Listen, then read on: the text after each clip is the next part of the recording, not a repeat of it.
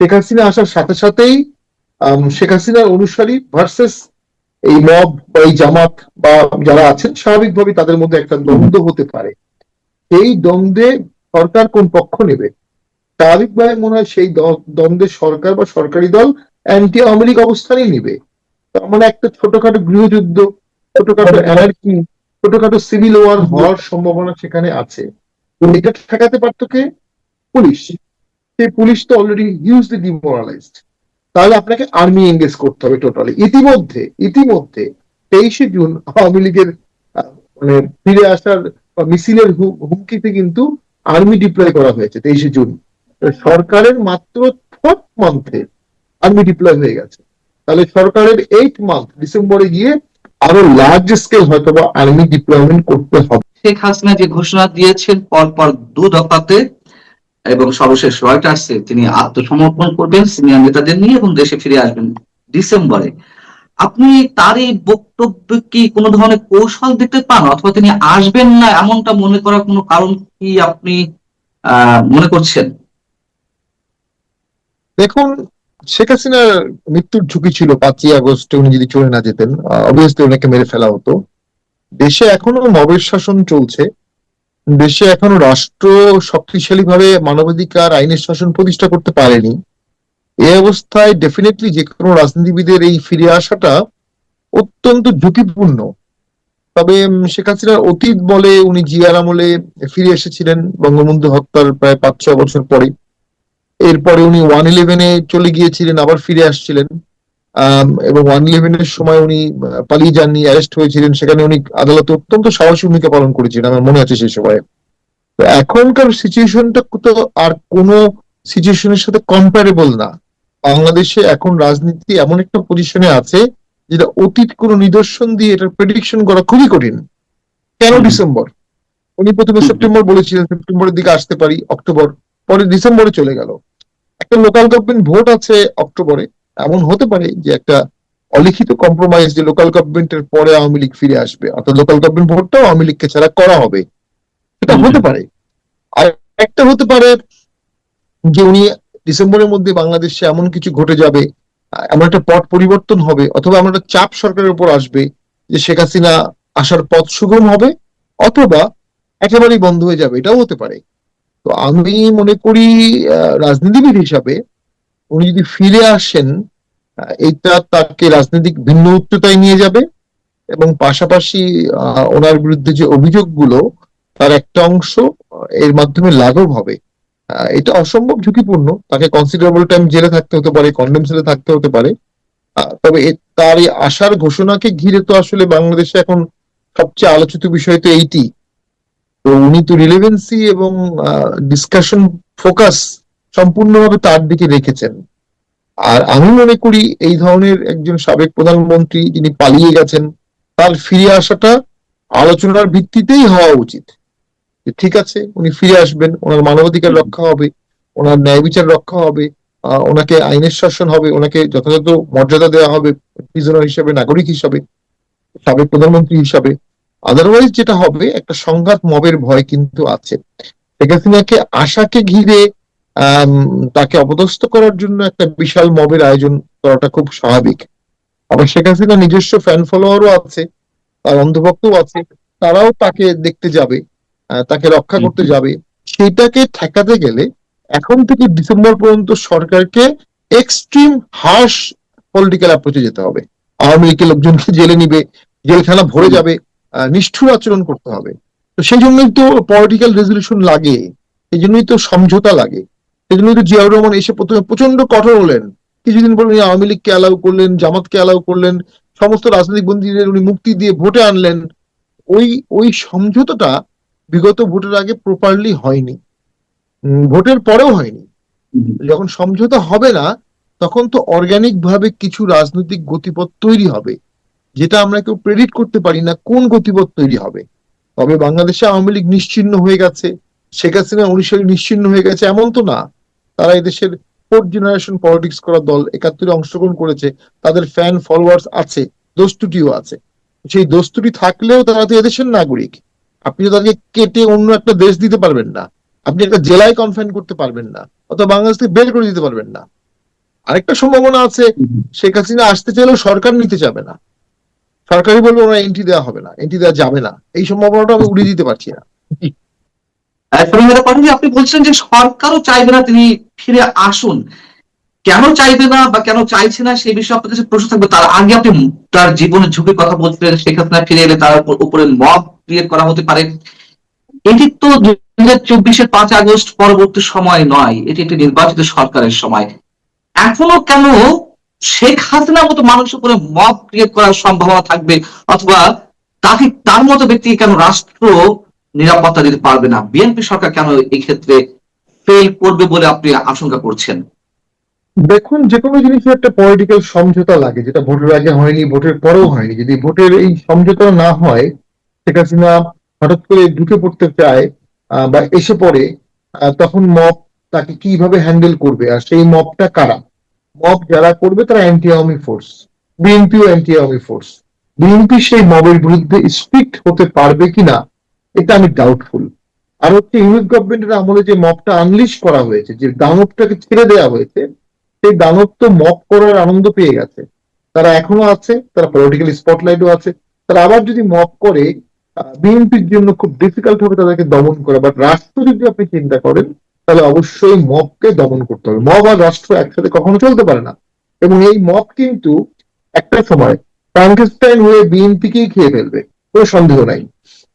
তার একটা ছোট্ট উদাহরণ হচ্ছে, নব্য শপথ নেওয়া প্রধানমন্ত্রী, তিনি একটি ভিকটিমকে দেখতে গেছেন, সেখানে সেই মব পিছনে কিন্তু তাকে খুব খারাপ ভাষায় গালি দিয়েছে এবং মিছিল করেছে। ওই মবই, একই লিঙ্ক, কিন্তু তাদের সাহসটা বাড়তে বাড়তে এই পর্যায়ে চলে গেছে।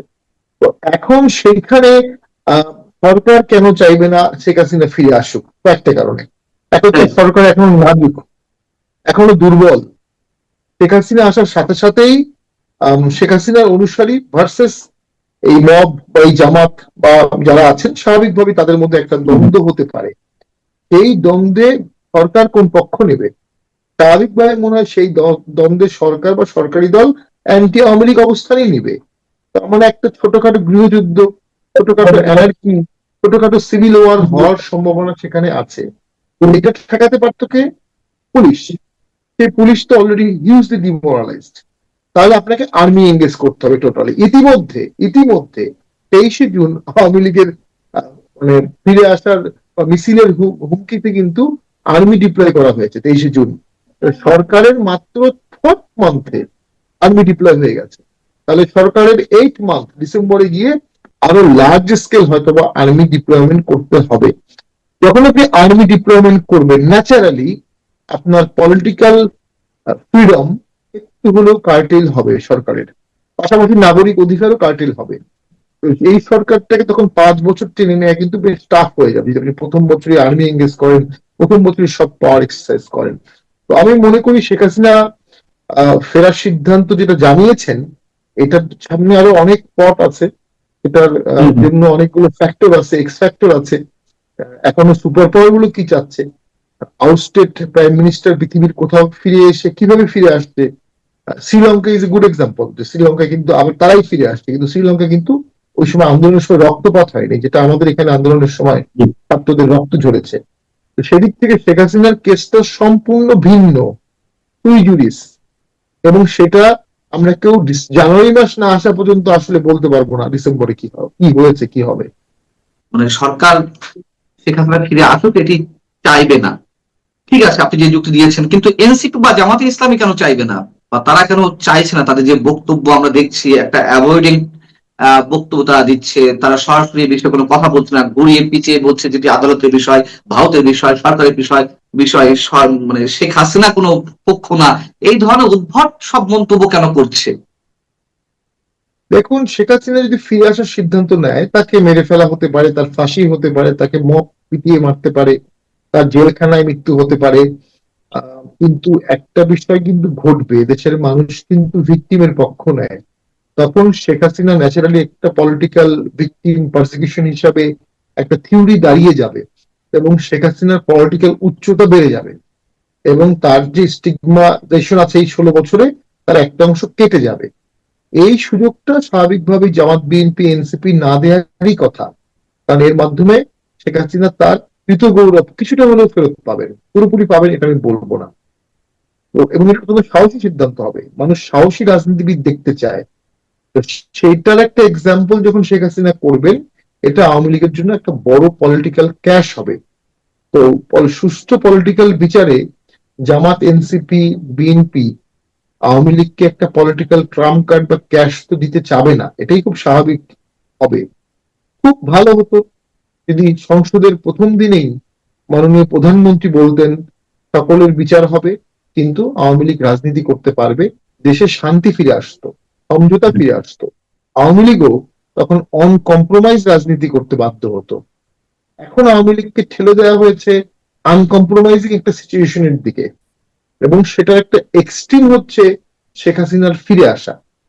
কোনো সন্দেহ নাই, শেখ হাসিনা যদি ফিরে আসতে চান, ফিরে আসতে পারেন, সেটা দেশের মধ্যে একটা আনরেস্ট সৃষ্টি করবে। যদিও শান্তি এখনো স্থাপন হয়নি, এটা যেটা চলছে এটাও আনরেস্টই। তো সেই আনরেস্টের সাথে নতুন আনরেস্ট যোগ হবে।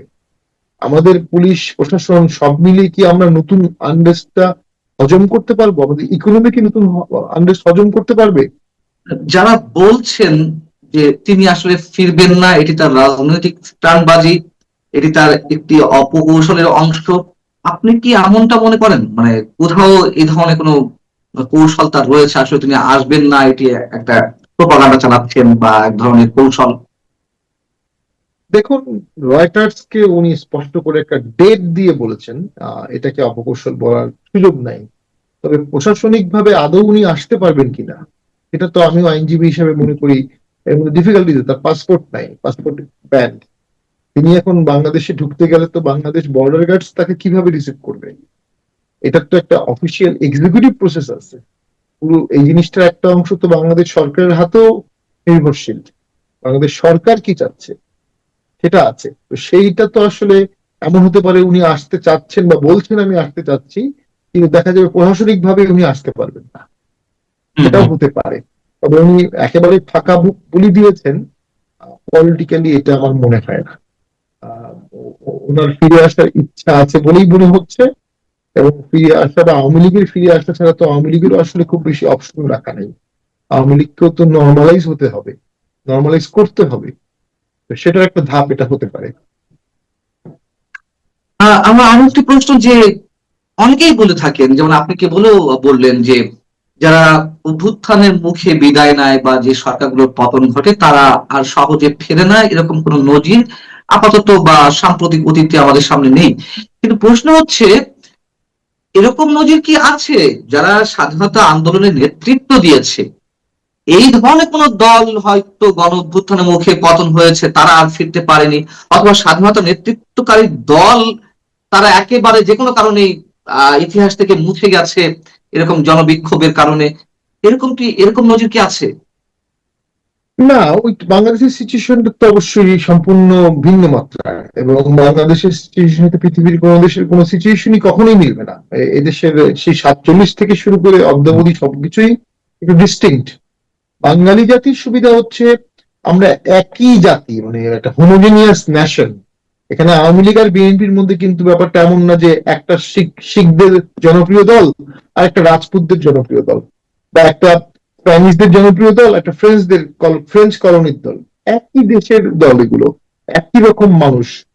সেই জন্য পৃথিবীর অন্যান্য দেশে যে ডিক্টেটর থাকেন তারা ইথনিক ক্লিনিং করতে বাধ্য হয়েছেন।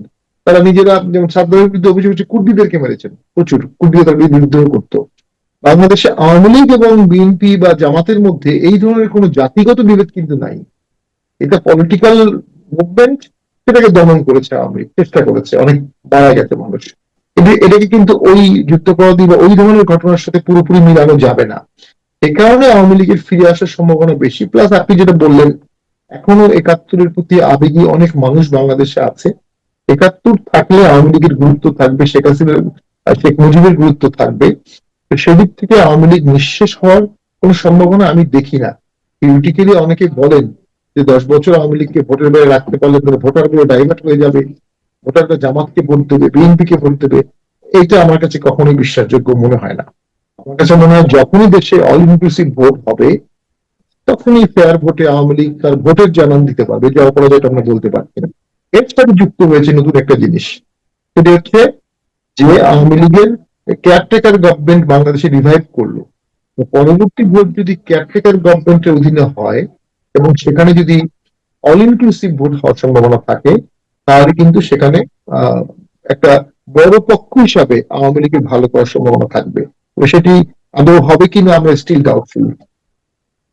আপনার কাছে আমার শেষ যে বিষয় জানতে চাওয়া সেটা হচ্ছে যে ট্রাভেল পাসের একটি তো বিষয়, যেহেতু তিনি নিজে ফিরতে চাইছেন সেহেতু সরকারের পক্ষ থেকে একটা ট্রাভেল পাসের ব্যবস্থা করলেই হয়ে যায়, কিন্তু সেই বিষয়ে এখনো পর্যন্ত সরকারি পর্যায়ে যারা নীতি নির্ধারণী পর্যায়ে আছেন তারা টু শব্দটি করেননি, বরং সরকারের বিভিন্ন পর্যায় থেকে ইনক্লুডিং জামাত এবং এনসিপি অনেকে বলছেন যে এগুলো কথার কথা, তিনি আসলে আসবেন না। কিন্তু ট্রাভেল পাস নিয়ে কোনো কথা হচ্ছে না।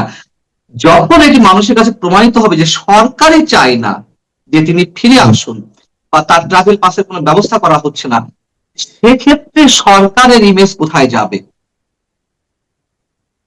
সেটা সম্ভাবনা উড়িয়ে দেওয়া যাচ্ছে না যে সরকারই চাবে না, সরকারই তাকে এন্ট্রি দিবে না, এটা একেবারে আমরা উড়িয়ে দিতে পারি। তখন হ্যাঁ, তখন স্বাভাবিকভাবেই আওয়ামী লীগের ইমেজ কিছুটা বাড়বে, শেখ হাসিনার ইমেজ কিছুটা বাড়বে, সরকারের ইমেজ কিছুটা কমবে। বর্তমান সরকার আসলে এমন একটি ক্রিটিক্যাল জাংশনে আছে, তার পক্ষে সিদ্ধান্ত নেওয়া খুব কঠিন। উনি যে সিদ্ধান্তই নিবেন সেটা রিস্ক ফ্যাক্টর অনেক বেশি। উনি যদি আওয়ামী লীগকে রিভাইভ করেন, জামাত এনসিপি তাকে আওয়ামী লীগ রিভাইভের দায়ে দুষ্ট করবে। উনি যদি আওয়ামী লীগকে রিভাইভ না করেন, রিভাইভ না করার যে অ্যান্সিলিয়ারি হ্যাসেল গুলো আছে, হ্যাভক্স গুলো আছে, সেগুলো এই সরকারকেই ফেস করতে হবে। এবং আওয়ামী লীগকে রিভাইভ না করলে, আওয়ামী লীগ রিভাইভ হতে চাইলে এটা কঠোর হাতে দমন করার দায়টাও সরকারের হাতে পড়ে যাবে। সেই জন্য সরকার কিং কর্তব্য বিমূঢ় হয়ে আছে এখন পর্যন্ত 4 মাস, হয়তো আরো 4 মাস থাকবে। তো এক পর্যায়ে সরকারকে অবশ্যই একটা সাইড নিতে হবে। পলিটিশিয়ান হিসেবে আমার ইনভিটেশন থাকবে, সরকার উদারতার দিকে চলে যাক, দেশটা বাঁচুক, সবাইকে নিয়ে দেশ করুক। তবে রাজনীতির নিষ্ঠুর খেলা বলে এই বিষয়ে অন্তত শেখ হাসিনা ইস্যুতে আমার মনে হয় আহ সরকার, এনসিপি এবং জামাত তারা একত্রেই সিদ্ধান্ত নেবে আওয়ামী লীগ এবং শেখ হাসিনা বিষয়ে, যেটাই নিক পক্ষে বিপক্ষে। তাকে বাধা দেওয়ার আইনগত অধিকার আসলে সরকারের নাই। শেখ হাসিনা দেশে আসতে চাইলে তাকে বাধা দেওয়া, কারণ তার নাগরিকত্ব নিয়ে কোনো প্রশ্ন নাই, তারপর ডিসপুটেড সিটিজেনশিপের ইস্যু নাই, তার বিরুদ্ধে বিচার চলছে বাংলাদেশে অনেকগুলো। সেক্ষেত্রে তাকে আসতে না দেয়া তার বিচার কার্যক্রমকেও প্রতিহত করবে এবং বিচার কার্যক্রমকে প্রশ্নবিদ্ধ করবে।